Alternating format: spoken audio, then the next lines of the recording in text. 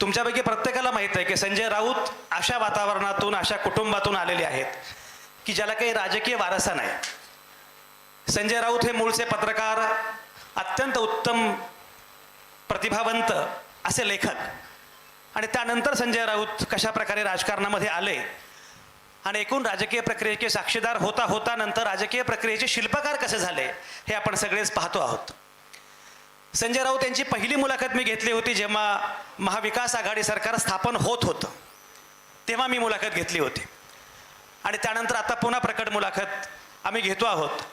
आणि पुन्हा त्यामध्ये योग खूप चांगला आहे की संजय राऊत यांची मुलाखत सुषमा अंधारे यांनी घेणं. म्हणजे संजय राऊत आणि सुषमा अंधारे हे दोघेही मुलूक मैदानी तोप म्हणून शिवसेनेचे आणि सध्याच्या राजकारणाचे प्रख्यात आहेत, प्रसिद्ध आहेत. अशा वेळी त्यांनी एकमेकांशी बोलणं आणि सुषमा अंधारेंनी मुलाखत घेणं हे फार महत्त्वाचं आहेच. आणि ही मुलाखत पक्षीय होऊ नये म्हणून फक्त मी आहे. म्हणजे सुषमा अंधारे आणि संजय राऊत बोलत राहिले तर ती मुलाखत शिवसेनेची आहे, एकाच राजकीय पक्षाची आहे असं होऊ नये म्हणून कोणीतरी एक रिमोट असावा. त्यामुळे त्या मुलाखतीमध्ये मी पण आहे. खरं म्हणजे राऊत साहेब, मी जेव्हा सांगितलं की संजय राऊत साहेबांची मुलाखत आम्हाला घ्यायची आहे तेव्हा पुणेकर फार छान बोलतात असे. ते एक पुणेकर असं म्हटला की संजय राऊत एरवी एवढे बोलत असतात, आता तुम्ही मुलाखतीमधून त्यांना वेगळं काय बोलतं करणार आहात.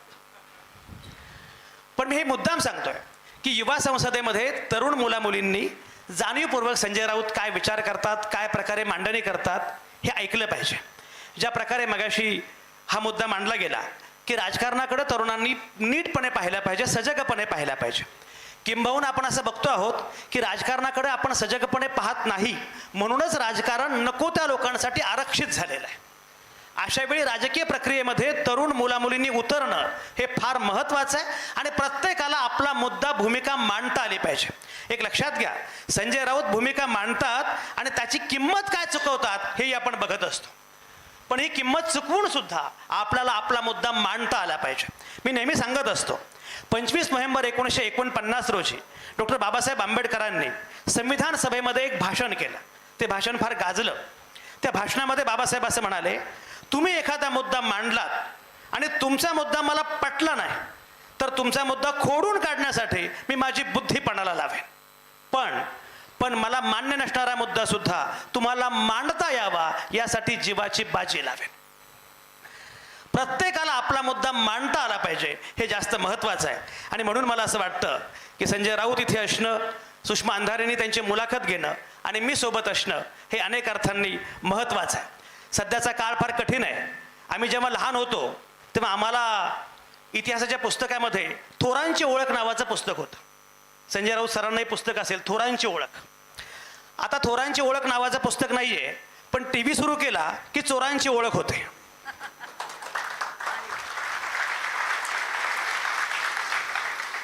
आणि पत्रकार म्हणून पूर्वी आम्ही बातम्या छापायचो की याचं पाकिट चोरीला गेलं, याची पर्स चोरीला गेली.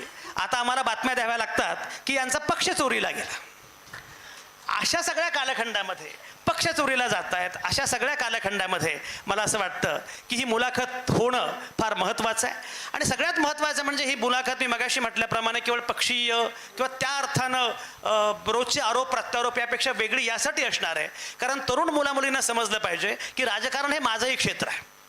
फक्त एक गंमत सांगतो, मध्यंतरी फर्ग्युसन कॉलेजमध्ये माझं व्याख्यान होतं आणि त्या व्याख्यानात एका मुलीला मी विचारलं की तुझी राजकीय भूमिका काय. ती म्हटली, सर आय एम अपॉलिटिकल, मी अराजकीय आहे. तिला म्हटलं तुला बॉयफ्रेंड आहे का. बघा लगेच सगळ्या मुलींना किती छान वाटलं. आणि फर्ग्युसनमधल्या मुली थेटपणे उत्तर देतात. त्यामुळे त्या फर्ग्युसनमधल्या मुलीनं मला सांगितलं की हो मला बॉयफ्रेंड आहे. म्हटलं तुझ्याच जातीचा आहे की वेगळा आहे. म्हटले नाही वेगळ्या जातीचा आहे. म्हटलं बरं त्याला घेऊन तू बाईकवर कुठे जातेस. तर म्हणे मुळशी, पानशेत, लोणावळा.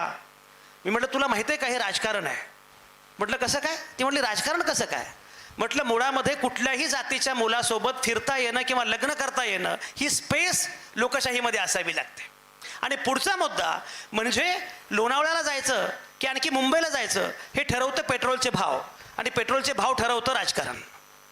त्यामुळे जगातली प्रत्येक गोष्ट ही राजकीय आहे.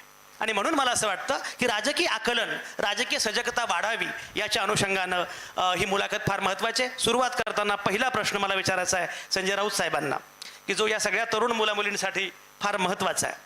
तो असा की तुम्ही सगळे मला विचारत होते की राऊत साहेब एवढं सगळं बोलतात, त्यांना भीती वाटत नाही का?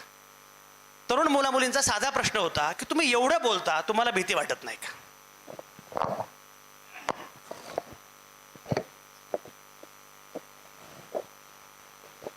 संजयजी, आपण माझी ओळख करून देताना जे सांगितलं की सुषमा अंधारे आणि माझी मुलाखत ही पक्षीय होऊ नये म्हणून तुम्ही आहात.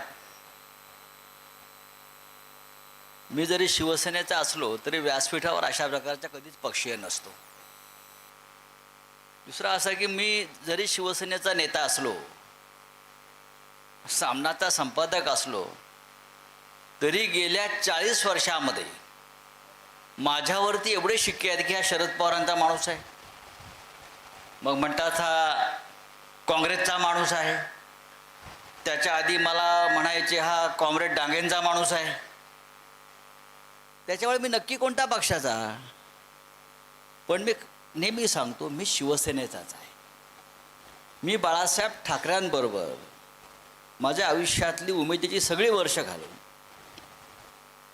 आणि आज मी जो काय आहे तो फक्त बाळासाहेब ठाकरे शिवसेना या 4 अक्षरामुळे आहे. आता ज्या माणसाने बाळासाहेब ठाकरेंबरोबर अख्खं आयुष्य काढलं त्याला भीती कशी वाटेल?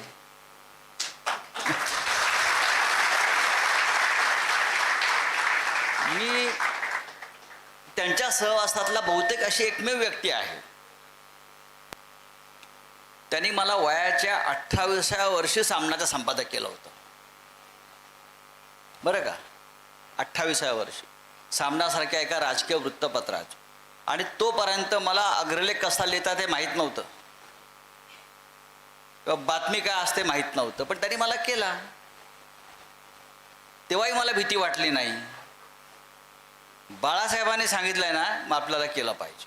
ठीक आहे, आम्ही पत्रकार होतो, आम्ही जर्नलिझममध्ये होतो, पण सामनासारखं वृत्तपत्र आहे, बाळासाहेब ठाकरेंबरोबर आपल्याला रोज आता काम करायचं आहे. भीती ही आता आमचे अनेक लोक आहेत. आता भीती कशी असते? मी सकाळपासून काहीतरी फोन करत होतो, एक आमच्या काही लोकांना आज ईडीने बोलावलं आहे. मी त्याला सांगतोय अजिबात घाबरू नकोस, बिंदास आतमध्ये जा. मी पण अनेकदा जाऊन आलोय. मी नुसता जाऊन आलो नाही, मी तुरुंगात पण जाऊन आलो आहे. पण शेवटी तुमचं काळीज जे आहे हे कशा प्रकारे काम करतं त्याच्यावर तुमची भीती अवलंबून आहे. मला कधी भीती वाटली नाही. मी माझ्या या 40 वर्षाच्या कारकिर्दीमध्ये फक्त पत्रकारिताच केली असं नाही, राजकारणामध्ये ज्या ज्या भयंकर गोष्टी करायच्या असतात त्या सगळ्या केलेल्या आहेत. पण इथे आपण नैतिकतेच्या गोष्टी करतो आहोत. ही तरुण मुलं आहेत, त्यांना आपण राजकीय प्रशिक्षण देतो आहोत. प्रत्येकानं आमची पिढी वेगळी होती. आमच्यासाठी शिवसेना ही बाळासाहेब ठाकरेंनी मराठी माणसाला न्याय हक्क मिळवून देण्यासाठी, मुंबईत मराठी माणूस म्हणून जगण्यासाठी ती चळवळ म्हणून आम्ही त्यात पडलो आणि मग आम्ही त्या प्रवाहामध्ये इथपर्यंत आलो. आणि त्यासाठी ज्या ज्या गोष्टी आम्हाला कराव्या लागल्या बाळासाहेबांबरोबर त्या आम्ही सगळ्या केलेल्या आहेत. आता ते कदाचित त्या गोष्टीची गरज पडणार नाही, पण तुम्ही आंदोलनामध्ये असता, चळवळीमध्ये असता, तेव्हा तुम्हाला या गोष्टी कराव्या लागतात आणि तेव्हा तुम्हाला भीती ही बाजूला खुंटीला टांगून ठेवावी लागते. माझ्याबरोबरचे माझे अनेक सहकारी गोळीबारात मेलेले आहेत. 69 हुतात्मे जे झाले शिवसेनेचे, किंवा आम्ही बेळगावला गेलो होतो, मी अयोध्येमध्ये अनेकदा गेलेलो आहे. त्या आंदोलनामध्ये आम्ही डोळ्याने बघितलेलं आहे, रक्तपात बघितलेला आहे, हिंसाचार पाहिलेला आहे, माणसं मरताना पाहिलेली आहेत. भीती कसली असते? माणूस काय करतो? आपला विरोधक एक तर तुरुंगात टाकतो किंवा गोळी मारतो. या दोन्हीची आपण तयारी ठेवली पाहिजे.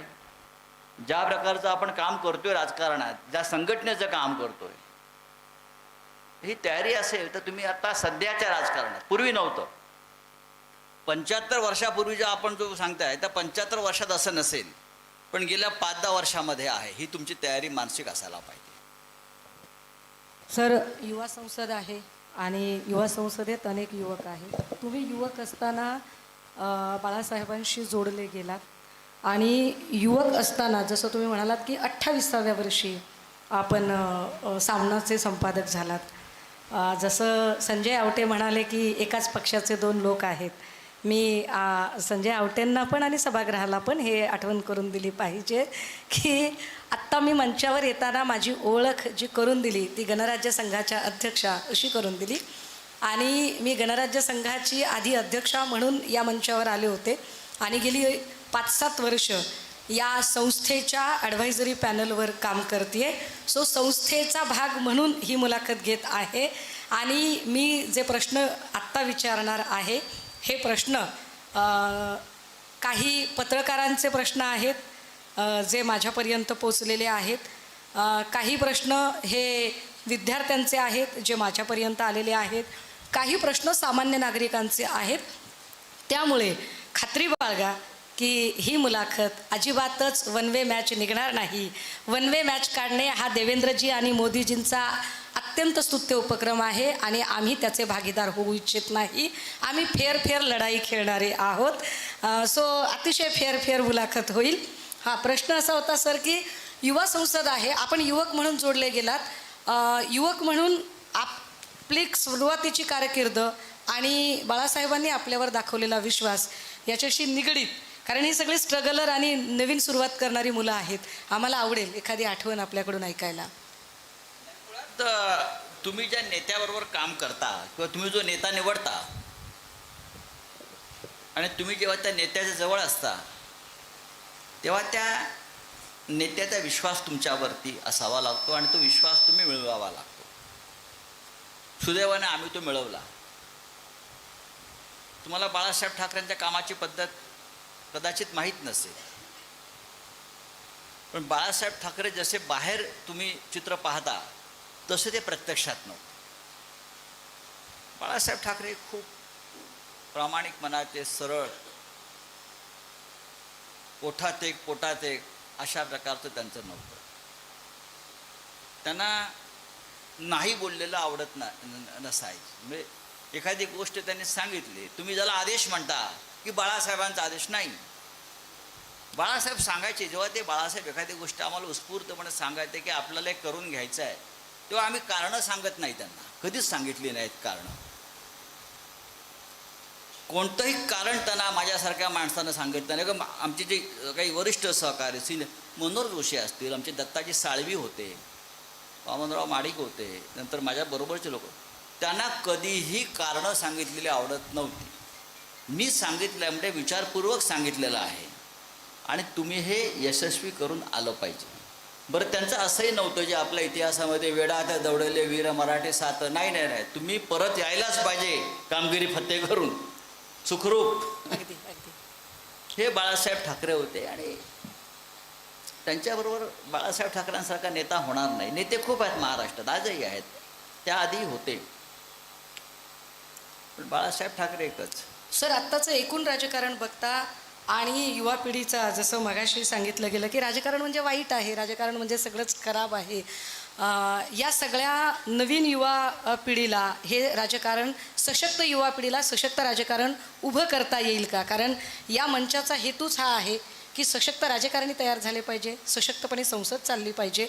मग आत्ता जी आव्हानं आहेत, म्हणजे ज्याने 8 पक्ष फिरून आलाय असाच माणूस पक्षांतर बंदी समितीचा अध्यक्ष होतो. तर अशा सगळ्या एकूण काळामध्ये, अशा सगळ्या एकूण परिस्थितीमध्ये आपल्याला असं वाटतं का की ही युवा पिढी या आव्हानांना पेलू शकेल आणि पेलण्यासाठी आपण यांना काय सांगाल? तुमच्या प्रश्नाचा रूप मला समजला. त्याच्यावर मी सकाळी आज माझं भाष्य केलेलं, हेच बोललो मी. म्हणजे अत्यंत भ्रष्ट पोलीस अधिकाऱ्याला लाचलुचपत प्रतिबंधक कायद्याचा प्रमुख करण्यासारखं आहे. अँटी करप्शन ब्युरो म्हणजे जो सगळ्यात भ्रष्ट अधिकारी पोलीस खात्यामध्ये आहे त्याला अँटी करप्शन ब्युरोचा प्रमुख करणं, अशा प्रकारच्या नेमणूक आहेत. नैतिकता अजिबात राहिली नाही हा याचा अर्थ आहे. मग युवकांनी राजकारणात आणि हम करे सो कायदा आम्ही करू, आम्हाला कोण विचारणार? पूर्वी अशा प्रकारे प्रश्न विचारले जात होते आणि ते ऐकणारे राज्यकर्ते होते.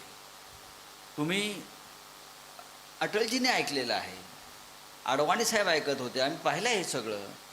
VP सिंग ऐकत होते, राजीव गांधी विरोधकांचं ऐकत होते. काँग्रेस पक्षामध्ये तर परंपराच होती ती की आपल्या विरोधी सूर आहे तो आपण स्वीकारला पाहिजे.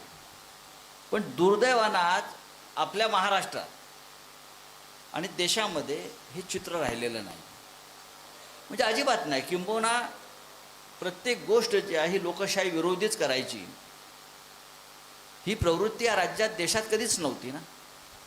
तुम्ही जेव्हा ही युवा संसद म्हणताय, ती युवा संसद का म्हणता? का या देशाला एक संसद आहे, ज्या संसदेमध्ये मी गेल्या 22 वर्ष आहे, पण गेल्या 6 वर्षामध्ये ती संसद वाटत नाही मला. तिथे विचार मांडले जात नाहीत, भूमिका मांडल्या जात नाहीत. फक्त आवाज कसा एकमेकांचा, गळा कसा आवळायचा, ह्यावरच कारस्थानं सुरू असतात. याला संसद म्हणत नाही. लोकशाहीचं सर्वोच्च मंदिर ज्याला आपण म्हणतो, ते मंदिर खरोखर राहिलं आहे का? अजिबात राहिलेलं नाही. देशात, आपला भारत देशात काय, देशात जगातली सगळ्यात मोठी लोकशाही कुठे आहे? सगळ्यात मोठी लोकशाही, याच्यावर कोणी चर्चा करत नाही. सरळ सरळ या महाराष्ट्रामध्ये पक्षांतर घडलेलं आहे. एक पक्ष ताकदीच्या आणि केंद्रीय तपास यंत्रणांच्या दहशतवादाने एक पक्ष फोडला आणि ते दुसऱ्या पक्षात गेले. घटनेचं 10वं शेड्यूल सांगताय की हे डिस्क्वालिफाय, अपात्र ठरायलाच पाहिजेत, तरीसुद्धा त्यांना पात्र ठरवण्यासाठी सर्वोच्च न्यायालयापासून ते विधानसभा अध्यक्षापर्यंत यंत्रणा जेव्हा राबवल्या जातात आणि परत ज्याने हे सगळं खून केलं आहे, या खुनाला मदत केली आहे, हा साथीदार आहे खुनाचा, त्याला तुम्ही त्या संपूर्ण खुनी महामंडळाचा अध्यक्ष करताय. आज कुठे देशामध्ये लोकशाही आहे? सर, कुठे जर संसद आहे? इतकी नकारात्मक परिस्थिती असेल तर अशा नक्कीच आहे. नकारात्मक वातावरणात या सगळ्या युवकांनी राजकारणात यावं. नाही, यायला पाहिजे. आमच्यासारखी माणसं अजूनही का टिकून आहेत? आम्हाला आशा वाटते की हे चित्र बदलायचं असेल तर या नवीन लोकांनी राजकारणात आलं पाहिजे, आवाज उठवायला पाहिजे, बोलत राहिलं पाहिजे, आपला मतदानाचा हक्क बजावायला पाहिजे, आपल्या कुटुंबात, आपल्या गावात, आपल्या शहरामध्ये ही जागृती केली पाहिजे. हेच जर त्या गटारात वाहून जायला लागली ही तरुण मुलं, उठसूट हे नारे द्यायचे, काही काय चाललं आहे देशामध्ये? तरुणांना नोकरी नाही आहे, रोजगार नाही आहे. विद्यापीठ हे बेरोजगार निर्माण करण्याचे कारखाने आहेत. या देशाचे प्रमुख म्हणतात पकोडे तळा, आणि आमचे लोक टाळ्या वाजवतात पोरं, त्यांना आनंद वाटतो याच्यामध्ये. हे कोणाला चुकीचं बोलतात असं वाटत नाही. आणि ते जर बोलत असतील कोणी अशा प्रकारे, तर त्यांना बाजूला केलं जातं किंवा त्यांचा काटा काढला जातो किंवा त्यांच्यावर बहिष्कार टाकला जातो किंवा त्यांना मूर्ख ठरवलं जातं. गेल्या आपल्या ब्रिटिश काळामध्ये सुद्धा अशा प्रकारची व्यवस्था नव्हती, हे मी सांगतो नेहमी. यांच्यापेक्षा इंग्रज बरे होते असं लोक म्हणायला लागले. बाळासाहेब ठाकरे नेहमी सांगायचे, मग ते काँग्रेसच्या वेळेला सांगायचे, या काँग्रेसींपेक्षा इंग्रजी बरे होते. पण आज दुर्दैवानं आम्ही ज्या पक्षासाठी लढत होतो त्या पक्षाच्या बाबतीमध्ये, म्हणजे भारतीय जनता पक्षासाठी आम्हालाही बोलावं लागतं. अभिव्यक्ती स्वातंत्र्याचा मुद्दा आता आपण ओघाने घेतलात की एखादा जर माणूस बोलत असेल तर पहिल्यांदा एक तर त्याच्याकडे दुर्लक्ष केलं जातं किंवा दुसऱ्या टप्प्यावर त्याचा उपहास केला जातो, टिंगल केली जाते, किंवा तिसऱ्यांदा त्याला विरोध म्हणून आयदर त्याला कंडम ठरवलं जातं किंवा त्याच्यावर काही बालंट आणली जातात. अशा सगळ्या स्थितीमध्ये तुमच्यावर टीका प्रचंड होते, अर्थात ती विरोधकांकडून होते. काही लोक अगदीच कधी कधी बिलो द बेल्ट जाऊन सुद्धा बोलायचा प्रयत्न करतात. ह्या सगळ्या टीका होताना त्याला अत्यंत शिवसेनेवरचा प्रत्येक हल्ला ज्या ताकदीने तुम्ही परतवून लावता, तुमची भाषा तेव्हा तितकीच टोकदार होते. आणि मग पत्रकार किंवा ऑफ द रेकॉर्ड लोक असं सांगत राहतात की अरे संजय राऊतांची भाषा फार जहरीली भाषा आहे, फार टोकदार बोलत आहेत ते. प्रश्न असा आहे सर की ही सगळी जहरीली आणि टोकदार भाषा किंवा ज्या द्वेषाने आपण लढताय, भूमिका मांडताय, पत्रकार म्हणून मांडता की शिवसैनिक म्हणून मांडता? दोन्ही म्हणून मांडतो. बघा, जे मी जेव्हा बोलतो, पण मी नेहमी विचारतो की मी काय चुकीचं बोललोय मला दाखवून द्या. माझ्या भाषेमध्ये तुम्हाला काय आक्षेपार्ह वाटतंय मग सांगा रे, मी आता बोलतो आहे, मी जे आता तुमच्याशी चर्चा करतो आहे. म्हणजे आपण एकदा प्रश्न विचारला पत्रकारांनी आणि आपण थुंकलात. प्रश्न आहे माझ्याकडे त्याने तो- आणि मग त्याने खूप वादग्रस्तता त्याने तो झाली. चुकीच्या पद्धतीने घेतला. मी म्हटलं माझ्या दातामध्ये काहीतरी अचानक अडकलं. आता त्याने ज्याचं नाव घेतलं आणि त्यात थुंकण्याचा काय संबंध आहे का, मग लोकांनी ठरवायचं. बरोबर, त्यात माझ्या भाषेचा काय संबंध आला मला सांगा जरा. अगदी बरोबर. आला का? नाही. कोण थुंकत नाही. जेव्हा बेमानी या देशाशी, राज्याशी आणि समाजाशी करणाऱ्या व्यक्तींचा उल्लेख होतो तेव्हा समाज त्यांच्यावर थुंकतोच ना. थुंकायचं ना, ते का फुलं फेकायची का? कोण आहात तुम्ही? तुम्ही या महाराष्ट्राला खड्ड्यात घालायला निघालेला, तुम्ही या मराठी माणसाचं नाव खराब करता या देशामध्ये. जो मराठी माणूस दिल्लीमध्ये अभिमानात छाती पुढे काढून चालत होता, ज्याच्यासाठी आमच्या आधीच्या पिढीने आम्ही संघर्ष केला, पुढे करत राहतील, तुम्ही ते सगळं मातीत मिळवून टाकलं. राजकीय मतभेद असू शकतात, राजकीय मतभेद असायला पाहिजे तर लोकशाही टिकेल. यापूर्वी आमच्यावर पण टीका झाली आहे. बाळासाहेब ठाकरेंवर टोकाची टीका झालेली आहे. बाळासाहेबांनी ती सहन केल्या, उत्तर दिले. त्यासाठी त्यांनी मार्मिकचा वापर केला, व्यंगचित्रांचा वापर केला, सामना काढला. त्यासाठी उत्तर देण्यासाठी त्यांनी सामना काढला विरोधकांना, बरं का. त्यांनी अशा प्रकारचं घाणेरडं राजकारण केलं नाही या महाराष्ट्रामध्ये. सर, तुम्ही कधी राज ठाकरेंचे जवळचे मित्र असता, अजूनही आहे. त्यात काय झालं? तुम्ही कधी पवार साहेबांचेही निकटवर्ती अजूनही असता. आहे. राहुल गांधींशीही तुमचा खूप चांगला स्नेह आहे. कायम राहील. हा एवढा सगळा समतोल हे कसं जमतं तुम्हाला? हे कसं आहे? ओबीसी पण माझा मित्र आहे. क्या बात आहे, क्या बात आहे. काय झालं काय विचार बघा. काय आम्ही जर या देशामध्ये लोकशाही, स्वातंत्र्य, संविधाने पाळतो तर जे आपले राजकीय विरोधक आहेत ना त्यांच्याशी आधी संवाद ठेवला पाहिजे. मी जेव्हा म्हणतो की मी बाळासाहेब ठाकरेंचा अनुयायी आहे, त्यांच्याकडून मी काय शिकलो? त्यांनी मला आधी सांगितलं की जे आपले टीकाकार आहेत, प्रखर टीकाकार आहेत, त्यांच्याशी संवाद ठेवला पाहिजे. बाळासाहेब ठाकरेंची एक सवय होती, ते सगळे वृत्तपत्र वाचायचे. तेव्हा हे इलेक्ट्रॉनिक मीडिया जो आपण आज आहे तो नव्हता. आम्ही त्यांच्याकडे असायचो, बसायचो, त्यांना वाचून दाखवणं, अनेक गोष्टी आम्ही करायचो. सगळ्यात आधी बाळासाहेब काय वाचायचे? सगळ्यात आधी बाळासाहेब त्यांच्यावर टीका असलेला अग्रलेख वाचायचे. तो वाचल्यावर ज्याने तो लिहिला आहे टीकाकार, त्याला फोन करून त्याही चर्चा करायची आणि म्हणायचे तू मला भेटायला आहे, मग आपण त्या विषयावर बोलू. हे बाळासाहेब ठाकरे. त्यानंतर ते काय वाचायचे? वृत्तपत्रात जी पत्र असतात, वाचकांची पत्र, त्यात वाचकांची वेदना असते, दुःख असतं, टीका असते, ती वाचायची. आणि मग त्यातले जे टीकात्मक जे विषय असायचे त्याची ते नोंदी करून त्या संदर्भात आपली भूमिका आपापल्या लोकांना मांडायला सांगायची. टीकाकारांशी चर्चा आपण बोललं पाहिजे. शरद पवार आणि बाळासाहेब ठाकरे यांच्यातला वाद संवाद सगळ्यांना माहिती आहे, तो असायलाच पाहिजे. आताही असेल.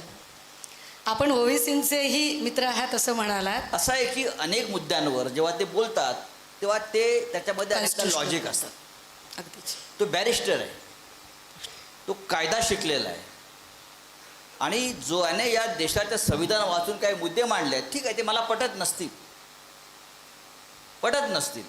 म्हणून त्याला मी देशाचा शत्रू ठरवणार नाही. सर, याला जोडूनच मग मला असं विचारायचं आहे, अर्थात काही हे कॉमन पीपलकडून आलेले प्रश्न आहेत की वंचित बहुजन आघाडीचे बाळासाहेब आंबेडकर हे मागच्या बैठकीला नव्हते आणि पुढच्या बैठकीला आहे असं आपल्याकडूनही पब्लिक डोमेनच्या व्हिडिओजमध्ये मी आपले स्टेटमेंट ऐकले. वंचित बहुजन आघाडीबद्दलची शिवसेनेची भूमिका काय आहे आणि पुढची वाटचाल कशी असणार आहे? वंचित बहुजन आघाडी चर्चेला नाही हे काय मी मान्य करत नाही. प्रकाश आंबेडकर हे अनेक वर्ष राजकारणामध्ये आहेत. त्यांनी त्यांचा पक्ष स्थापन केलेला आहे, एक आघाडी स्थापन केली आहे. 2019 साली त्यांना लोकसभेसाठी खूप चांगलं मतदान झालं, चांगले उमेदवार त्यांनी दिले होते. आणि त्यानंतर असं वाटलं की जर आपल्याला या देशावर हुकुमशाहीचा पराभव करायचा असेल तर हे सगळे घटक आपण एकत्र घेतले पाहिजे. प्रकाश आंबेडकर आणि शिवसेनेशी आधीच युती झालेली आहे, पण महाविकास आघाडीत त्यांचा सहभाग नव्हता. तो आता त्यांचा सहभाग लवकरच होईल. आणि मला असं वाटतं की प्रकाश आंबेडकर हे ज्या पद्धतीनं महाराष्ट्रामध्ये अनेक भागात जाऊन भूमिका मांडत आहेत, ती भूमिका आणि आमची भूमिका सारखी आहे की या देशामध्ये जी एकाधिकारशाही आहे, संविधानाची जी मोडतोड सुरू आहे, जी दहशतवाद सुरू आहे, तो खतम केला पाहिजे, हे प्रकाश आंबेडकरांचं म्हणणं आहे. त्याच्यामुळे अशा प्रवृत्तींना मदत होईल अशा प्रकारची कोणती भूमिका प्रकाश आंबेडकर घेतील असं वाटत नाही. प्रत्यक्ष किंवा अप्रत्यक्ष ते महाविकास आघाडीची ए टीमच असतील. त्याच्यावर त्यांच्यावर ते म्हणतात ते कोणाची बी टीम वगैरे आहे ते मला मान्य नाही. प्रकाश आंबेडकरांशी आमची अनेकदा चर्चा झालेली आहे, सविस्तर चर्चा झालेली आहे. उद्या महत्त्वाची बैठक आहे आमची आणि त्या बैठकीला आम्ही त्यांना अगदी अधिकृतपणे सन्मानानं निमंत्रित केलेलं आहे. सर, राज्यातल्या काही मुद्द्यांवर थोडंसं येऊया. मराठा आंदोलकाचा प्रश्न आहे आणि प्रश्न असा आहे की मनोज जरांगे यांचं मराठा आरक्षणाचं आंदोलन सुरू होतं. आंदोलन सोडवण्यासाठी एकनाथ शिंदे मुख्यमंत्री महोदय तिकडे पोहोचले. मात्र यातली जी संदिग्धता आहे ती संदिग्धता अजूनही संपली नाही की ओबीसीच्या आरक्षणाला हात लागणार नाही म्हणजे नेमकं काय होईल. मराठा समुदायाला आरक्षण आम्ही देतोय याची फक्त अधिसूचना आहे, तो अध्यादेश नाही. आणि या सगळ्यांमध्ये मनोज जरांगे पुन्हा एकदा आंदोलनासाठी सक्रिय झालेत अशी ही चर्चा ऐकायला मिळते. या सगळ्या पार्श्वभूमीवर काय मराठा आंदोलकांचा एकूण एकनाथ शिंदे साहेबांकडून दिशाभूल होते राज्य सरकारकडून? एकनाथ शिंदे हे राज्याचे मुख्यमंत्री या क्षणी आहेत, पण मी त्यांना महाराष्ट्राचा नेता मानायला कधीच तयार नाही. ते नेते नाही आहेत महाराष्ट्राचे की ज्यांचं ऐकावं. हल्ली चित्र असं या राज्याचं, आम्ही असं मानतो की ते घटनाबाह्य पद्धतीनं त्या पदावर बसलेले आहेत. जरी ते कोणते राहुल नार्वेकर त्यांनी काही निर्णय दिला असला तरी माझं स्पष्ट मत आहे, या महाराष्ट्राच्या जनतेचं मत आहे की ते त्या पदावर अत्यंत बेकायदेशीरपणे विराजमान आहेत आणि ते स्वतःला नेता सिद्ध करण्यासाठी काय निर्णय घेतील कधी हे मला सांगता येत नाही. मुळात त्यांच्यात ती क्षमता नाही आहे हे सगळं घडवण्याची. म्हणजे वाशीमध्ये ज्या पद्धतीने शिंदे साहेब गेले, मराठा समुदायाचे नेते कुणीही पवार घराण्याशी संबंधित असू शकत नाही, मीच आहे हे नरेटिव्ह कुठेतरी सेट करण्याचा प्रयत्न होता की अजितदादांना चेकमेट करण्याचा प्रयत्न होता? बघा, हा त्यांचा अंतर्गत काही घोटाळा असेल राजकारणाचा तर त्यातनी पडणार नाही. भुजबळ साहेब असं म्हणतायत की जो काही शिंदे साहेबांनी निर्णय घेतला त्याच्यात आम्हाला विचारलंच नाही, त्यांनी त्यांचा घेतला. मला जे काय राजकारण कळतं इतक्या वर्षाचं, त्याच्यामध्ये मला एवढंच माहिती आहे, जेव्हा एखादा मुख्यमंत्री भूमिका मांडतो तेव्हा ती संपूर्ण सरकारची भूमिका असते. सरकारची भूमिका मांडत असताना त्यांच्या कॅबिनेटमधले एक सहकारी वेगळी भूमिका घेऊन मुख्यमंत्र्यांना आव्हान देत असेल तर तो त्या सरकारच्या विरुद्ध बंड करतो आहे. अशा वेळेला मुख्यमंत्री त्या मंत्र्याला बरखास्त करण्याची शिफारस राज्यपालांना करतो. ज्या अर्थी आतापर्यंत देवेंद्र फडणवीस यांची एक भूमिका आहे, मुख्यमंत्री वेगळी भूमिका मांडत आहेत, छगन भुजबळ वेगळी भूमिका मांडत आहेत, याचा अर्थ सरकारमध्ये किंवा कॅबिनेटमध्ये बेबनाव आहे. आणि म्हणून माझी त्या मुख्यमंत्री जर खरोखर क्षमतेचे असतील तर अशा प्रकारे बेबनाव करणाऱ्या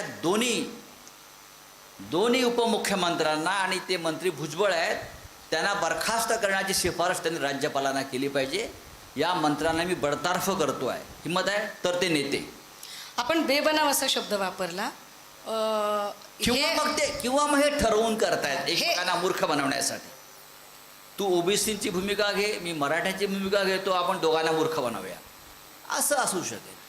पण शिंदे साहेब आंदोलनाच्या ठिकाणी गेले त्यावेळेला दोन्ही उपमुख्यमंत्री गैरहजर होते. म्हणजे शिंदे साहेब या दोघांवरती कुरघोडी करतायत, किंबहुना अजितदादा बॅकफुटला जात आहेत का? कुरघोडी करण्याची क्षमता त्यांच्यामध्ये नाही. मग मला एक सांगा, मी सुषमा शिंदे प्रश्न विचारतात की सूचक बोलतात की मला कळत नाही आहे, पण माझा मुद्दा असा आहे सुषमा अंधारे, एकनाथ शिंदेंच्या संदर्भात तुमची जी भूमिका आहे की ते अवैध पद्धतीनं, आता संजय राऊत साहेबांनी सांगितलं की अवैध पद्धतीनं, घटनाबाह्य पद्धतीनं ते आता सत्तेमध्ये आलेले आहेत, आणि तुमचा मुद्दा असा आहे की आता जनतेच्या दरबारामध्ये, जनतेच्या न्यायालयामध्ये आम्ही जाणार आहोत, तर नक्की तुमची भूमिका काय? या सगळ्या सरकारच्या विरोधामध्ये जनतेच्या दरबारात दाद मागायची म्हणजे तुम्ही काय करणार आहात? आम्ही पहिल्या दिवसापासून सांगत होतो की विधानसभा बरखास्त करा आणि पुन्हा निवडणुकांना सामोरं जा. या सरकारची हिंमत नाही आहे हे करण्याची. मुंबईसह 14 महानगरपालिका किंवा जिल्हा परिषद, जर तुम्हाला जनता न्यायालयात किंवा जनतेच्या मनात काय आहे समजून घ्यायचं असेल तर तुम्ही निवडणुका हा एकमेव मार्ग आहे. कोणताही पक्ष धाडसानं सांगणार नाही जा निवडणुका आत्ता घ्या, आम्ही सांगतो घ्या. तुम्ही मुंबई महानगरपालिका, पुणे महानगरपालिका, ठाणे असेल 14 महानगरपालिका गेल्या, त्याला ते न्यायप्रविष्ट आहे असं एक्सक्यूज देतात. कसलं न्यायप्रविष्ट आहे? तुम्ही कधी न्याय मानायला लागला? तो न्याय व्यवस्था तुमच्या हातामध्ये आहे. न्याय व्यवस्था तुमची गुलाम आहे. हां, तुम्ही न्याय आणि न्याय व्यवस्थेच्या गोष्टी करणं हा मूर्खपणा आहे. म्हणजे हे लोकांना मूर्ख बनवत आहे तुम्ही. तुम्ही आत्ता निवडणुका घ्या, आमची तयारी आहे. जेव्हा आम्ही हे ठामपणे सांगतो तेव्हा आम्हाला माहिती आहे हे घटनाबाह्य पद्धतीनं बसलेलं सरकार आहे. त्यांना जितका वेळ काढायचा आहे तितका ते काढून सत्तेवर राहतील. सर, आपण दरम्यानच्या जेव्हा- काळामध्ये कसब्याची पोटनिवडणूक झाली एक पुरावा म्हणून, आणि कसब्याच्या पोटनिवडणुकीमध्ये चिंचवडला पण झाली, पण कसब्याची फार महत्त्वाची होती कारण कसबा हा भाजपचा बालेकिल्ला, गिरीश बापटांचा बालेकिल्ला. कसब्याच्या बालेकिल्ल्यामध्ये भाजपचा पराभव झाला आणि महाविकास आघाडीचा उमेदवार निवडून आला. होय, त्याचं तुम्ही कसं विश्लेषण करता? बघा, कसब्याची निवडणूक झाली, महाविकास आघाडीचा उमेदवार आम्ही जिंकला. ही ज्याला तुम्ही एक एक एक एक चाचणी परीक्षा लिटमस ते. त्यानंतर त्यांची गिरीश बापट यांच्या निधनानंतर लोकसभेची पोटनिवडणूक घ्यायची हिंमत झाली नाही. आम्ही वारंवार सांगतो ना, गिरीश बापट यांना जाऊन वर्ष होऊन गेलं जास्तच. विधानसभा कसब्याची हरल्यावर तिथेच बापटांच्या जागी पोटनिवडणूक घ्यायची हिंमत त्यांची झाली नाही. चंद्रपूर, तिथे सुद्धा एक खासदार आमचं निधन झालं काँग्रेसचे. आमचं म्हणणं आहे पोटनिवडणूक घ्या. पोटनिवडणूक घेतली नाही. महाराष्ट्रामध्ये कोणत्याही प्रकारची निवडणूक घेण्याची हिंमत जे सरकार दाखवत नाही ते सरकार घटनाबाह्यच आहे. तुम्ही कोणत्या पद्धतीनं राज्य करताय? या पद्धतीनं राज्य करणार असाल तर तुम्हाला खाली खेचावंच लागेल. त्यांना कुठलीच निवडणूक घ्यायची नाही आणि तरीही त्यांना कुठलीच निवडणूक घ्यायची नाही आणि तरीही लोकसभा निवडणुकीमध्ये मात्र 400 पार हा आत्मविश्वास कसा आहे? ज्या दिवशी या देशातली जनता रस्त्यावर उतरून EVM जाळेल, बरं का, जगात कुठेच EVM नाही आहे. हा EVMचा आत्मविश्वास आहे, हा मशीनचा आत्मविश्वास आहे. भाजपा जिंकत नाही, मशीन जिंकते. हे आता याच्यावरती माझी खात्री पटलेली आहे. मी स्वतः EVMचा समर्थक कधी काळी होतो की नाही, आपण विज्ञानाकडे, तंत्रज्ञानाकडे जायला हवं हे मी सांगायचो. पण अलीकडच्या काळात विशेषतः मध्य प्रदेशचे निकाल ज्या पद्धतीनं लागले ते लागूच शकत नव्हते. मला माहिती आहे. तेव्हा मला वाटलं की गडबड आहे. मलाही वाटतंय गडबड आहे. EVM जर नसेल तर भारतीय जनता पक्ष ग्रामपंचायत पण जिंकणार नाही, हे माझं आता पक्क खातं. विरोधकांचं म्हणणं असं आहे की EVM जर आहे तर तेलंगणात पण निकाल लागला. EVM जर आहे तर महानगरपालिका निवडणूक घेण्याची भीती का वाटते? विरोधकांचं किंवा भाजपच्या लोकांचं म्हणणं असं असतं की जेव्हा विरोधक हरतात तेव्हा EVM आणि जेव्हा जिंकतात तेव्हा काय? मग EVM मध्ये घोटाळा आहे हा किडा टाकणारे भाजपवालेच आहेत ना. जेव्हा काँग्रेस जिंकत होती तेव्हा सगळ्यात आधी EVM मध्ये कसा घोटाळा आहे आणि आपण EVMच्या विरुद्ध न्यायालयात जायला पाहिजे हे सांगण्यासाठी सगळ्यात आधी किरीट सोमय्या पुढे आले. त्याने शिवसेना भवनामध्ये बाळासाहेब ठाकरेंसमोर एक प्रेझेंटेशन केलं.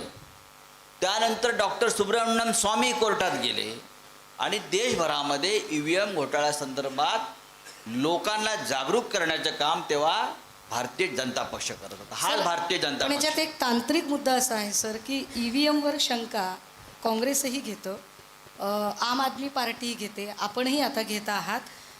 जर सगळ्या पक्षांना EVMवर शंका आहे तर हे जे सगळे म्हणजे गैर भाजपा असणारे सगळे पक्ष एकत्रितपणे संसदेमध्ये ही भूमिका का उचलत नसतील की अगर आप हमारे नोट गिन सकते हो तो आपको हमारे वोट भी गिनने पडेंगे आणि बॅलेट पेपरवर हे झालं सगळं पाहिजे. करून झालेलं आहे. निवडणूक आयोगाकडे सर्वपक्षीय बैठका झालेल्या आहेत. पवार साहेब आहेत का याच्यात? बघा, निवडणूक आयोग झाला, सर्वोच्च न्यायालयामध्ये आपण जाऊन आलो, पण या सगळ्या घटनात्मक संस्था एक दोन व्यक्तींच्या गुलाम म्हणून काम करणार असतील तर तुम्हाला कसा न्याय मिळेल? आज या देशाची जी लोकशाही आहे ही लोकशाही लोकांची राहिली नसून त्या लोकशाहीला गुजरातचे एक दोन व्यापारी हे त्या लोकशाहीचे मालक झालेले आहेत. अशा वेळेला तुम्ही कसा काय न्यायाची अपेक्षा करता? अजिबात नाही होणार ते. त्याच्यामुळे लोकांचा उठाव आज बांगलादेशसारख्या देशामध्ये सुद्धा शेवटचा देश होता बांगलादेश, जिथे EVM होतं. अर्थात त्या EVM भारतातूनच जात होत्या, इथेच बनवून जात होत्या कोणत्या.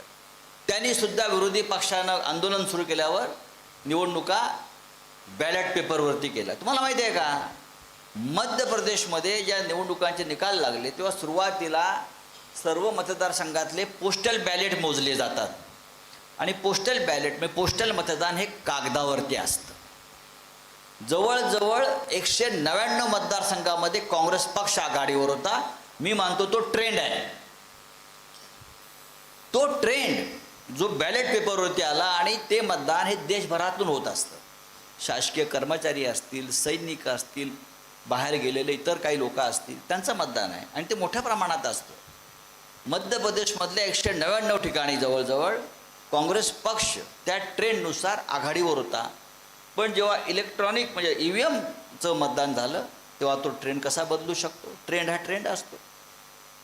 याच्यावरून मला पूर्ण खात्री पटते की दया कुछ तो गडबड है. मुलाखत अतिशय रंगतदार होतीये, पण मला थोडंसं जरा उत्तरार्ध आणि समारोपाकडे सरकावंसं वाटतंय आणि महत्त्वाचे 2-3 प्रश्न त्यातले विचारायचे आहेत. त्यातला एक प्रश्न जो सगळ्या पत्रकारांच्या मनातला प्रश्न आहे की सर, आपण रोज बोलता आणि रोज नवीन बोलता. आपण जे काही सकाळी बोलता त्याने अख्ख्या दिवसभराचा या सगळ्या पत्रकारांचा अजेंडा सेट होतो. ही रोज पत्रकार परिषद घेण्याची ही अभिनव कल्पना आपल्या मनात कशी काय आली आणि हा रोज नवा अजेंडा जेव्हा आपण सेट करता तेव्हा नेमकी काय डोक्यात काय कल्पना असते सर? एक मी वारंवार याचा खुलासा केला, मी कधीच पत्रकार परिषद घेत नाही. तुम्ही जो सकाळचा उल्लेख करता हा अजेंडा मी सेट करत नाही, पत्रकार सेट करतात. मी जेव्हा सकाळी खाली उतरतो तेव्हा ते माझ्यासमोर असतात. पण तुम्ही जे बोलता त्यावर मी नंतर माझ्या दिवसभर आयुष्यामध्ये चर्चा होते. कधी कुठल्या पत्रकाराला फोन केलेला नाही की आज मला बोलायचं आहे. नाही, पूर्वी पत्रकारांना मंत्रालय किंवा असं बीट असायचं. आता पत्रकारांना संजय राऊत हे बीट आहे. हो, हे हे हे शिवसेनेचं यश आहे. क्या बात आहे, क्या बात आहे. बहुत बहुत. हे शिवसेनेचं यश आहे की शिवसेनेतल्या एका नेत्याचं बीट बनवलं जातं आणि त्याच्याकडे सकाळी पत्रकारांची ड्युटी लावली जाते. इतकंच नव्हे तर माझी गाडी कुठे गेली तर माझ्या मागे यांच्या 5-10 गाड्या फिरत असतात. हे कुठे जात आहेत, हे काय करतायत, हे कोणाशी बोलतायत, हे मी असं म्हणतो ही शिवसेनेची ताकद आहे की शिवसेना काय बोलते आहे, शिवसेना काय सांगते आहे, शिवसेना काय विचार करते आहे, हे लोकांपर्यंत त्यांना पोचवायचं आहे. पण मी कधीही स्वतःहून पत्रकार परिषद हा प्रकार जो आहे हा केलेला नाही. ते येतात, ज्या दिवशी ते यायचे बंद होतील मी नाही बोलणार. मला काय हौस आहे? नाही, मी लिहितो. माझा अग्रलेख सुद्धा बातमी होते रोज. क्या बात. सर, अनेक पक्षांमध्ये अनेक प्रवक्ते असतात. आपण मुख्य प्रवक्ते आहात शिवसेनेचे आणि जे वेगवेगळ्या पक्षाचे प्रवक्ते आणि नेते असतात, काही नॅशनल पॉलिटिक्समध्ये त्याच्या संबंधाने भाष्य करतात तर काही जण स्टेट पॉलिटिक्सच्या संदर्भाने भाष्य करतात. आपण नॅशनल आणि स्टेट दोन्हीवरती तितक्याच ताकदीने अभ्यासपूर्ण भाष्य करता, हे ठीक आहे.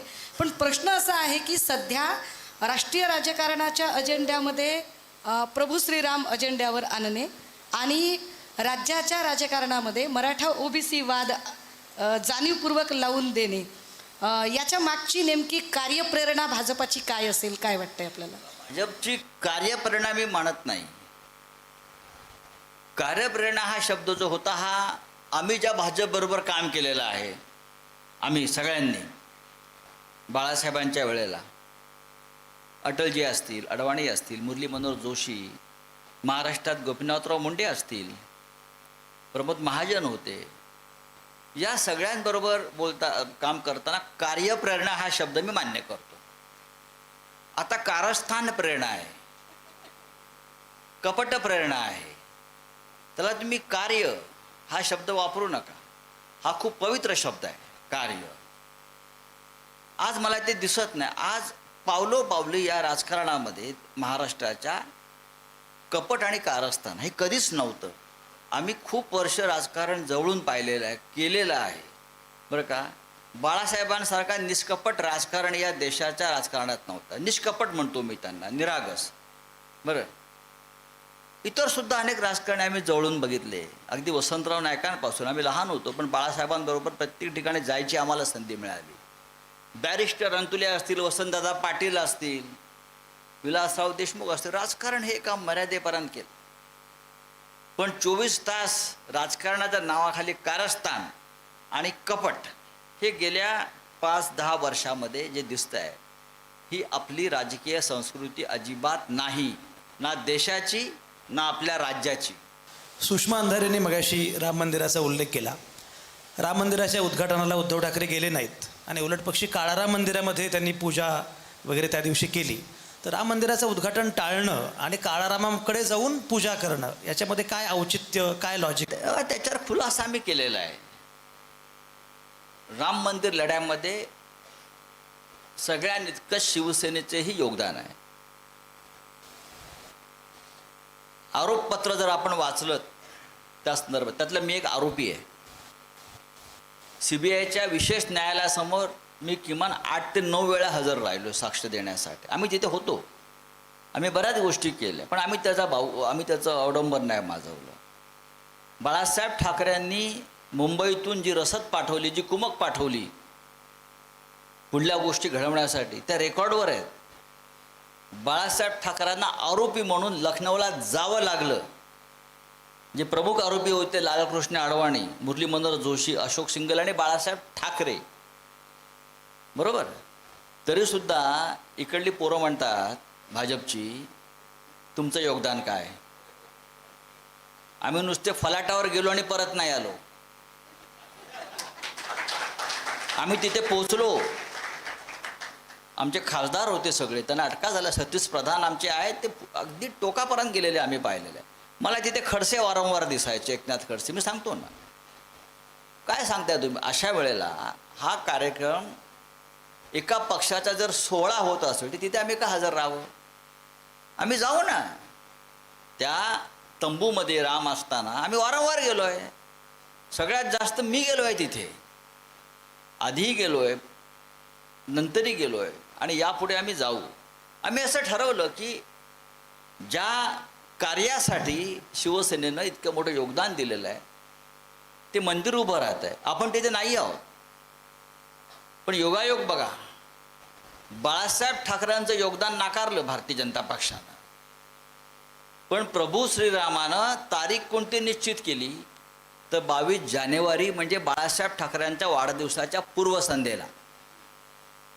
आम्ही बाळासाहेबांचा वाढदिवस हा नेहमी 1 दिवस आधी साजरा करतो अनेकदा, 22 आणि 23 2 दिवस. म्हणजे प्रभू श्रीरामानं सुद्धा काय बुद्धी दिली आणि काय मुहूर्त काढला तर 22 तारीख बाळासाहेबांचा वाढदिवस 23ला आहे. मग आम्ही ठरवलं की 22 आणि 23 तारखेला आपण प्रभू श्रीरामाच्या संदर्भात जे सगळ्यात महत्त्वाचं स्थान आहे अयोध्येनंतर, ते पंचवटी आहे, नाशिक आहे, जिथे खरं रामायण घडलं, जिथे रामानं खऱ्या अर्थानं धनुष्याला जो प्रत्यांचा लावला रावणाच्या विरुद्ध, ती जागा तीच आहे. जिथे रावणानं शूर्पणखेचं नाक कापलं, ती तीच जागा आहे. आणि अयोध्येत जाण्याआधी राम वनवास संपला तेव्हा भरत रामाला जो घ्यायला आला तो पंचवटीत, आणि रामाचा पहिला राज्याभिषेक झाला तो पंचवटीत, नंतर अयोध्येत झाला. म्हणजे त्या अर्थानं राम महाराष्ट्राचा पण राजा आहे. आम्ही ठरवलं इथे करायचं आणि आम्ही तो तिथे सोहळा साजरा केला. त्या चुकीचं काय आहे? तिथे प्रधानमंत्री होते आणि इथे आमचे उद्धव ठाकरे होते, ठीक आहे ना. उलटा जरा प्रश्न विचारायचं म्हटलं तर मुळात राम मंदिराच्या उन्मादाबद्दल बरंच बोललं जातं. किंबहुना मंदिर बांधणं हे काही सरकारचं काम नाही अशी पण टीका केली जाते. त्याला सोमनाथ जीर्णोद्धाराचा आणि पंडित नेहरूंचा संदर्भ दिला जात असतो. मंदिर बांधणं हे सरकारचं काम नाही आहे, बरोबर आहे. बांधलं, न्यायालयाचा आदेश होता, त्या ट्रस्टने बांधलं. नरेंद्र मोदी आहे, 11 दिवस उपवास करत बसले. आज काय म्हणे प्रधानमंत्री सतरंजीवर 8 दिवस झोपणार आहेत. महात्मा गांधींनी जेव्हा काम सुरू केलं तेव्हा त्याला कळलं की देशाच्या 70% जास्त लोकांच्या अंगावरती वस्त्र नाही, तेव्हा त्यांनी वस्त्राचा त्याग केला आणि आयुष्यभर पंचा नेसून फिरले. हे आयुष्यभर सतरंजीवर झोपणार आहेत का? हे नाटकं काय सांगताय तुम्ही? ते थंड पाण्याने आंघोळ करताना दाखवत होते लोकांना पाणी नाही आंघोळीला. इथे उपवास केला. 35% बालकं अजूनही कुपोषित आहेत या देशामध्ये आणि 80% लोकांना तुम्ही खायला अन्न नाही म्हणून 5 किलो धान्य फुकट देताय. ही तुमची कर्तव्य. लोकांना भिकारी गेलाय तुम्ही आणि कसली उपवासाची नाटकं करताय. ते माझं की बाबरी मशीद, त्यानंतरचं राम मंदिर आंदोलन, हे सगळं हा सगळा जर उन्माद असेल तर त्या उन्मादाची सुरुवात करण्यामध्ये शिवसेना पण होती असं म्हटलं पाहिजे का? होती ना, होते. पण त्यानंतर कुठे थांबायचं आम्हाला कळलं. कुठे थांबायचं, कुठे पूर्ण विराम द्यायचा हे आम्हाला माहिती आहे. देश तुटेपर्यंत आम्ही ताणलं नाही. हा देश सगळ्यांचा आहे. तो एक काळ होता, एक संघर्ष होता, संघर्षाचं प्रतीक होतं. ते झालं, आम्ही थांबलो आणि परत हा देश एक संघ म्हणून सगळ्यांना घेऊन आम्हाला पुढे जायचं हे ठरवलं बाळासाहेब ठाकरेंनी. आम्ही सगळ्यांनी ठरवलं ते. राष्ट्रीय राजकारणाचा विषय निघाला आणि राष्ट्रीय राजकारणाचा विषय आता निघाला. सकाळची बातमी आपल्या सामना वर्तमानपत्रातली आहे. नितीश कुमारांनी 8व्यांदा पलटी मारली. इंडिया आघाडीला एका अर्थाने खिंडार पडल्यासारखी अवस्था झालेली आहे अशी विरोधकांना बोलण्याची संधी मिळाली. या सगळ्यांमध्ये आम आदमी पार्टी असेल किंवा तृणमूल काँग्रेस असेल, राष्ट्रवादी काँग्रेस आणि सगळ्याच वेगवेगळ्या प्रादेशिक पक्ष असतील, या सगळ्यांना एकत्रित ठेवण्यात आपणही इंडिया आघाडीच्या याच्या शिल्पकारांपैकी एक आहात. भाजपाच्या अजस्त्र ताकदीपुढे जर असं हे तोडाफोडीचं जर राजकारण सुरू असेल तर इंडिया आघाडी कसा काय टिकाव धरेल आणि त्याचा रोडमॅप काय असेल? मुळात नितीश कुमार ही फार मोठी ताकद आहे असं मी कधीच मानत नाही. नितीश कुमार बिहारचे नेते आहेत, ओव्हर रेटेड नेते आहेत, ओव्हर रेटेड. आणि मी कालही सांगितलं की या वर्षभरात 2 वर्षात त्यांनी 3 वेळा पक्ष बदलला. तिथे फक्त विरोधी पक्ष बदलतो, सरकार तेच असतं. इतर ठिकाणी सरकार बदलतं, इथे विरोधी पक्ष बदलतो फक्त. बघा, खिंडार बिंडार काय पडलेलं नाही. नक्कीच भारतीय जनता पक्षाला आनंदाचा उकाळा फुटलेला आहे. खरं म्हणजे ह्याच्यामध्ये सगळ्यात जास्त वस्त्रहरण कोणाचं झालं असेल तर भारतीय जनता पक्षाचं झालेलं आहे.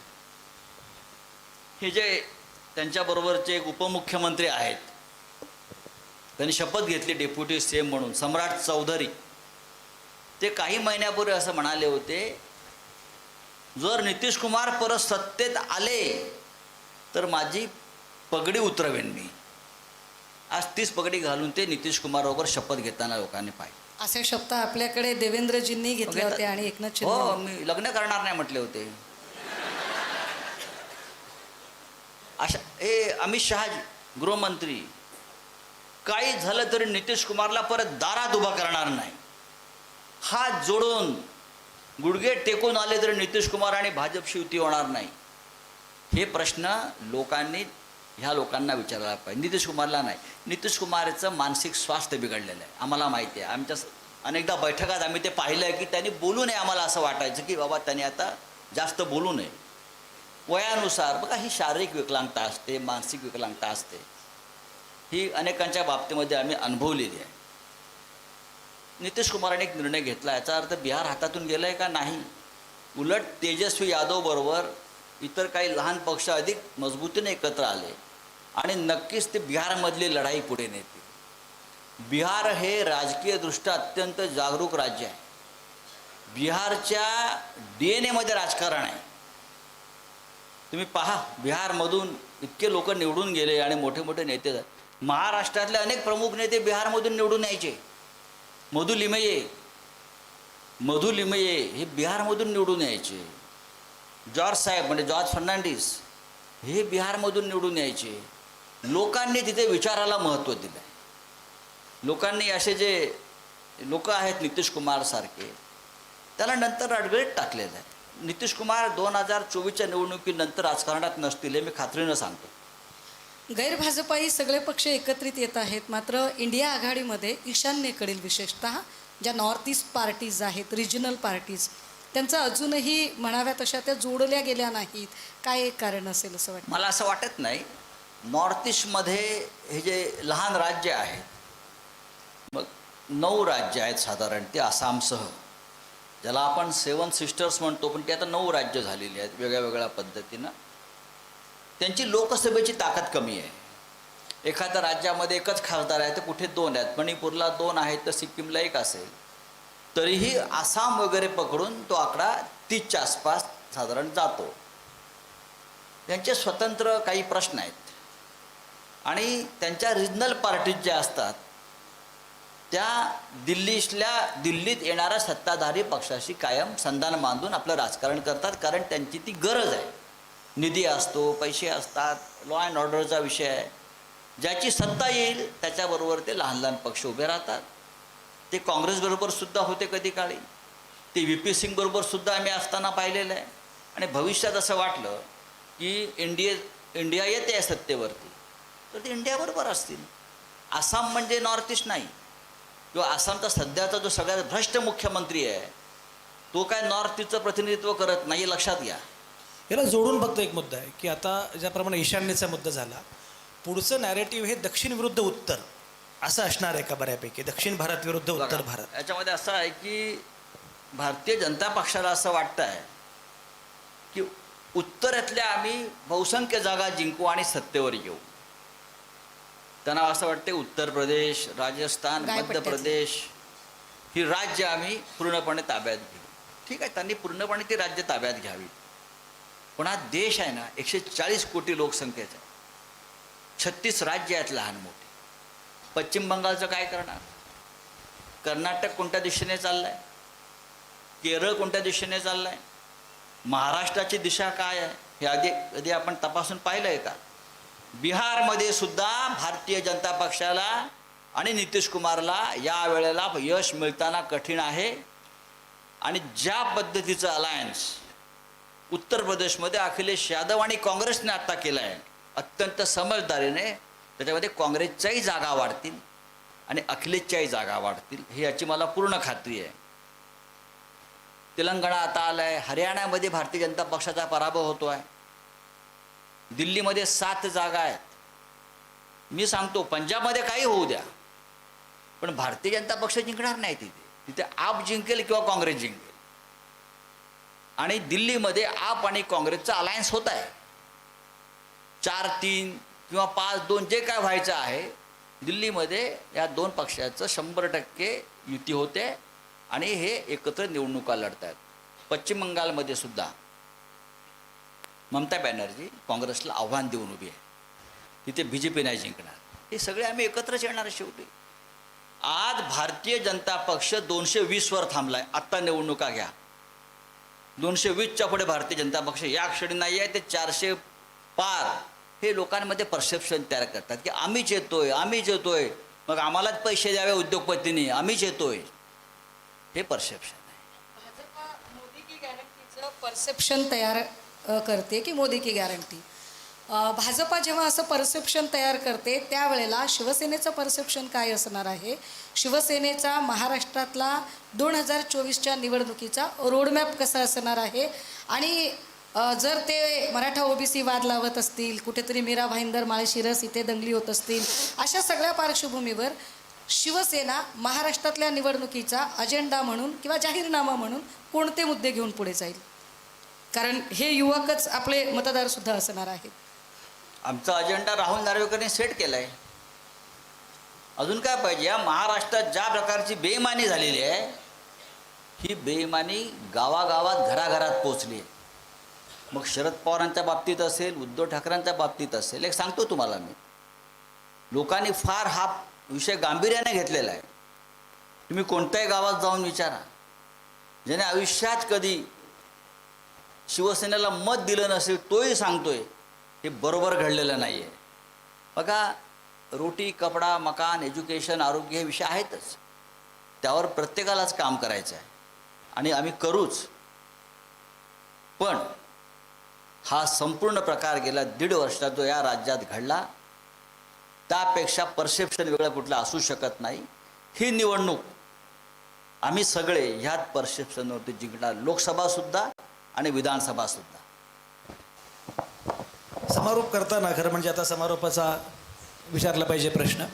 तुम्ही वारंवार बाळासाहेब ठाकरेंचा उल्लेख खूप वेळा आपल्या या मुलाखतीमध्ये केला. एकूण शिवसेना कशी पद्धत केली त्याचा उल्लेख केला. स्थित्यंतर शिवसेनेची तुम्ही बरीच बघितली. एक मला सांगा की अनेक वेळा शिवसेना संपेल असं म्हटलं गेलं.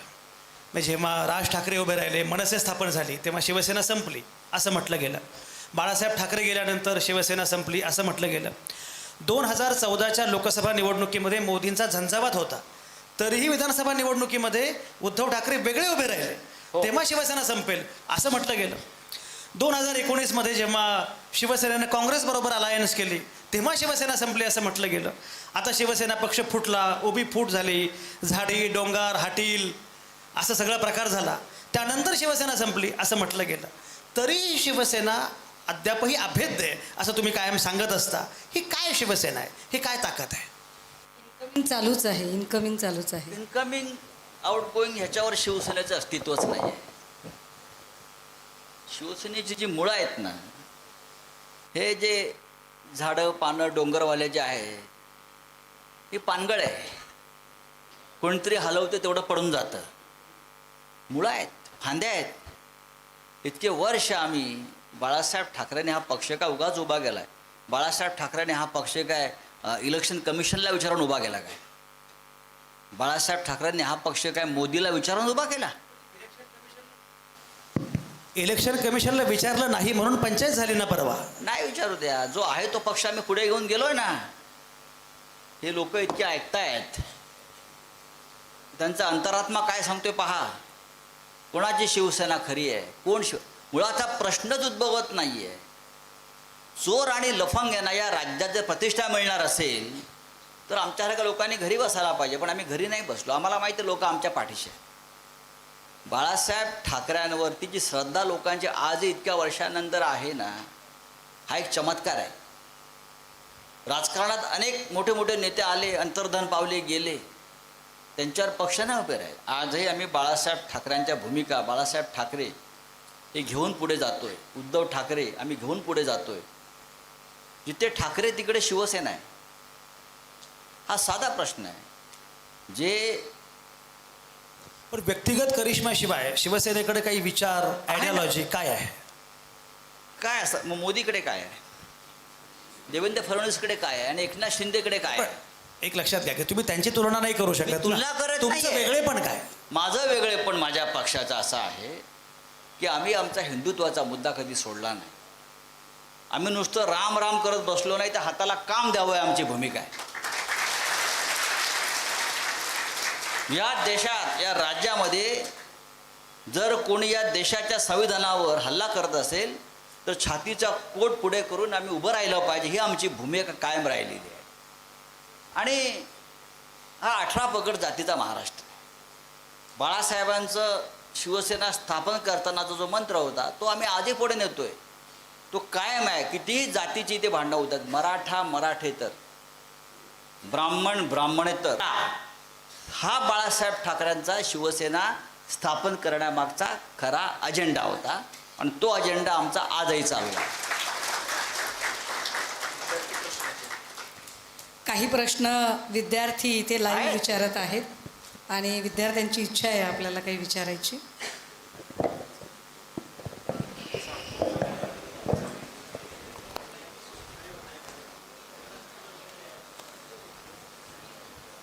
कुठे आहे?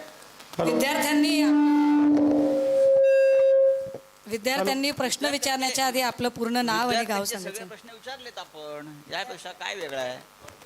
बरं घ्या. ऐन वेळेला सुचले असतील काही. हॅलो, नमस्ते. मी गणेश दत्तात्रय दसपडकर, तालुका राजगड, जिल्हा पुणे. माझा प्रश्न आदरणीय संजयजी राऊत साहेब आपणास आहे. सध्याच्या राजकारणात पक्षनिष्ठा खूपच ढासळली आहे, असे वाटत नाही का? निष्ठा ढासळली आहे असे वाटते. पक्षनिष्ठा ढासळली, आता हे तुम्ही रोज पाहताय. बिहारमध्ये काल आपण पाहिलंय, महाराष्ट्रात आपण पाहिलंय. पक्षनिष्ठा ढासळली असली, पक्षनिष्ठा, तरी आजही निष्ठेला महत्त्व आहे, लक्षात घ्या. या राज्यामध्ये आजही निष्ठा महत्त्वाची आहे.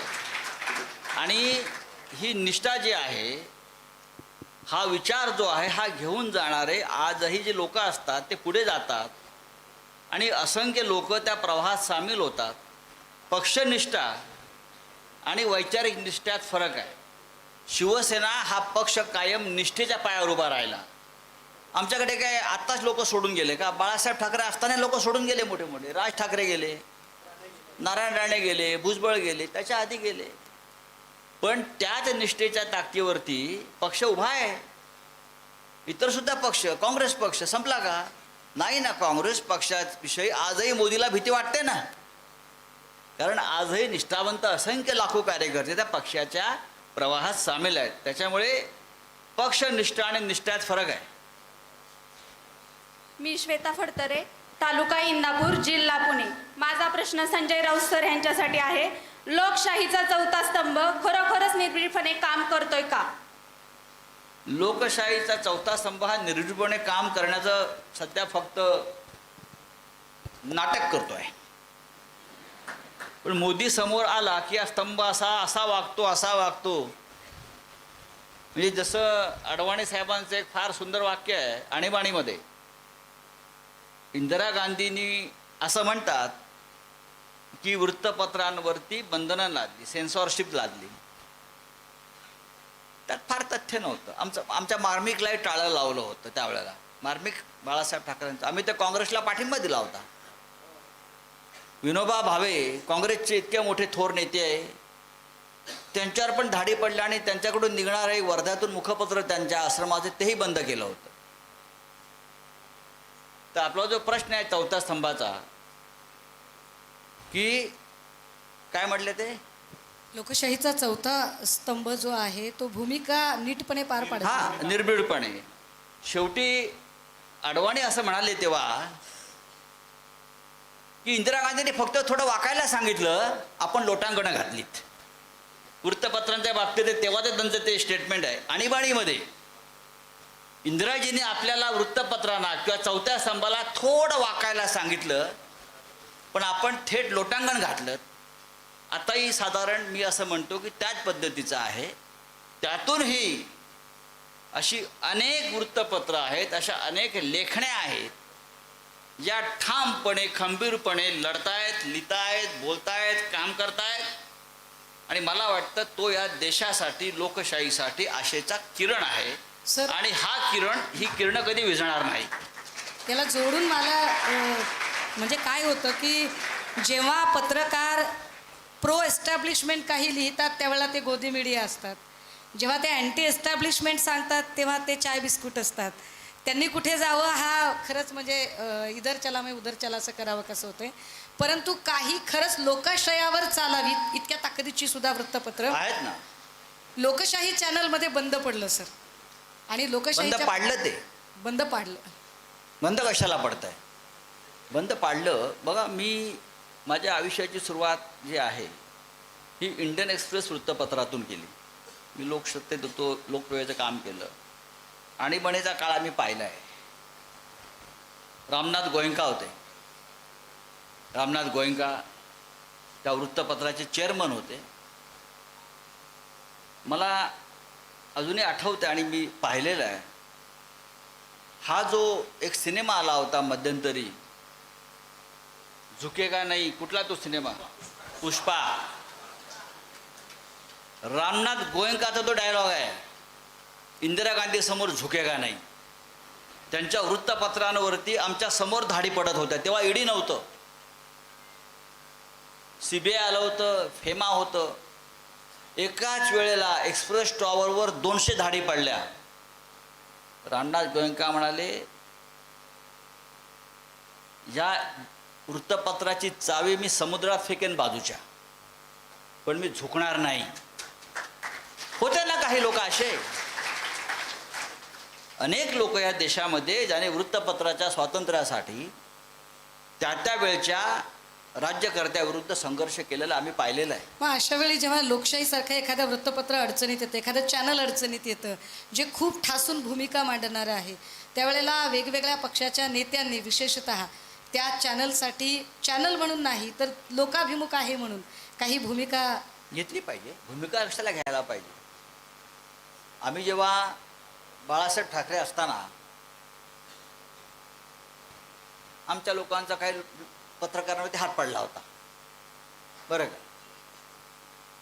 पण तेव्हा देशभरातले पत्रकार आले मुंबईत आणि शिवसेना भवनासमोर धरणं धरून बसले. आज त्यातले अनेक लोक मोठ्या मोठ्या पदांवर आहेत. वृत्तपत्रांवर हल्ला, वृत्तपत्रांवर हल्ला, वृत्तपत्र स्वातंत्र्यावर बाळासाहेब ठाकरेंच्या लोकांनी हल्ला केला.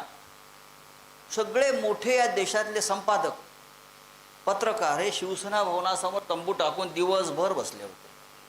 मग आता लोकशाही या वृत्तवाहिनीवर ज्या प्रकारचं बंधनं आली, तो वृत्तपत्रावर हल्ला नाही. आम्हाला रोज उठून कोर्टात जावं लागतं प्रत्येक वेळेला, हा वृत्तपत्रावर हल्ला नाही. तेव्हा कुठे गेले हे सगळे लोक? आज ते त्या पदावर आहेत ठिकठिकाणी. पण सत्ताधारी आणि पक्ष हे बघून तुमचा हल्ला ठरतो का वृत्तपत्र स्वातंत्र्यावरचा? नाही ना.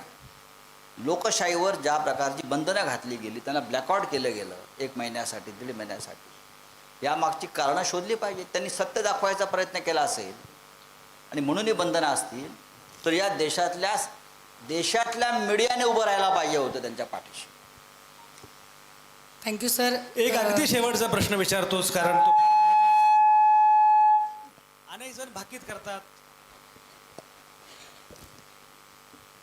अनेक जण भाकीत करतात, भविष्य वर्तवतात.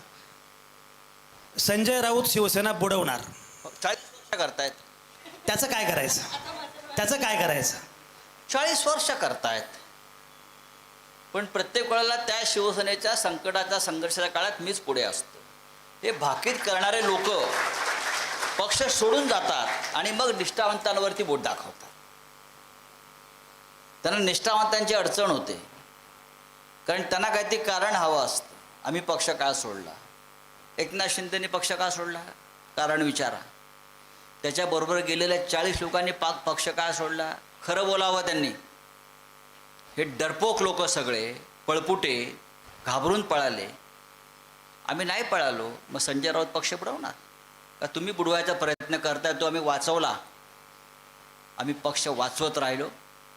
आम्ही त्या वादळात आणि लाटेत आमचे ओंडके बुडाले नाहीत.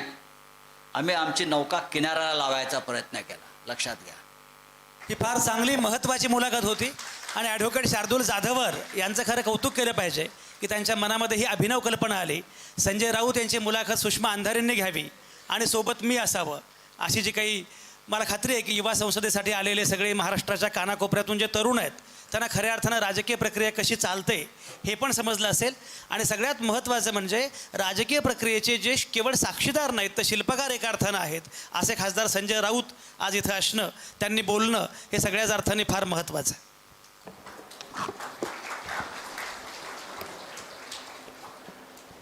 निश्चयाचा महामेरू, भूतजनाशी आधारू, अखंड स्थिती